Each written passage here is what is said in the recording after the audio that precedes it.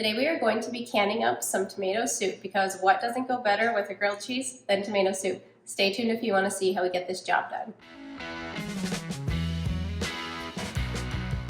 Here's the recipe card for the Vine Fresh tomato soup that we're going to be making today. We really love this tomato soup. It is a great thing to have on hand. And to get started, well, the first thing that we do is we get our tomatoes reduced.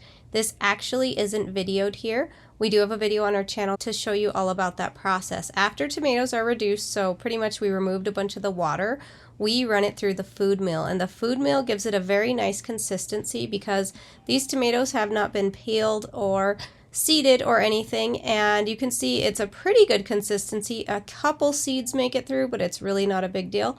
These are the scraps coming off that will go to the chickens. As you can see, the food mill does a pretty good job, and we do end up running all of this stuff through the food mill twice so that we make sure to get all of the goodness into that tomato soup you can see right there.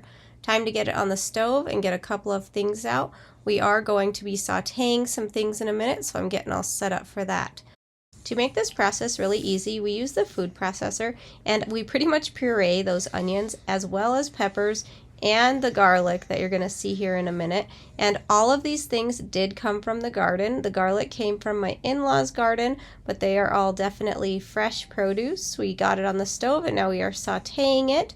I'm going to run it back through the food processor to really make sure it's finely processed. Next, we are getting our jars all washed up, and in the strainer, this is actually my husband doing this right here, and then we're going to get them sterilized in the oven. That's the method I like to do because I can sterilize so many jars at one time.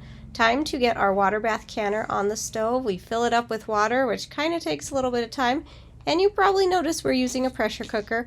We don't actually use the pressure cooker with the lid on it. We just use the pot itself and kind of place the lid over top because it's what's in the kitchen and it's just easiest for us.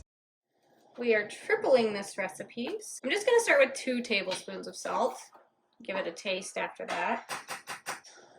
We're going to do 3 teaspoons of pepper. And I'm going to start with 1 tablespoon of sugar and give that a taste in a minute. Mix it all together.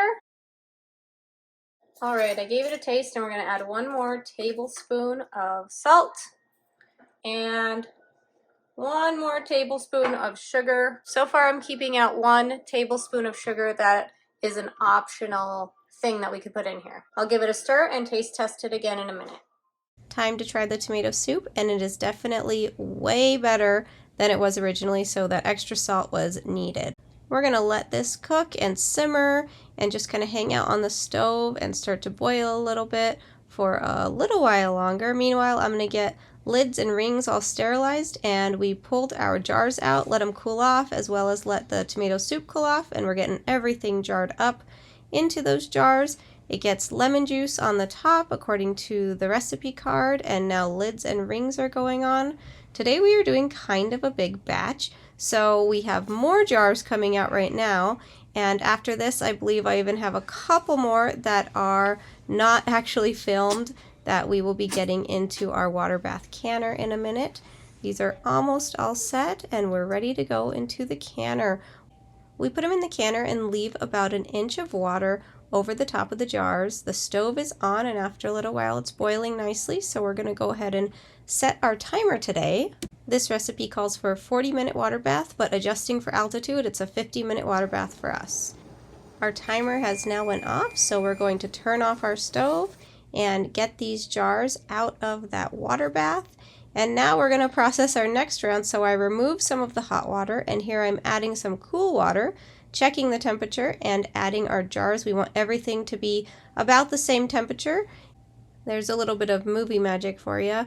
We actually just got our next batch out, and now we're putting in our last batch, and we're going to get that all water bath. It is now the next day. We have washed all of our jars as well as removed the rings, and now we're writing what it is on the top of each jar. So tomato soup and the date that we did this.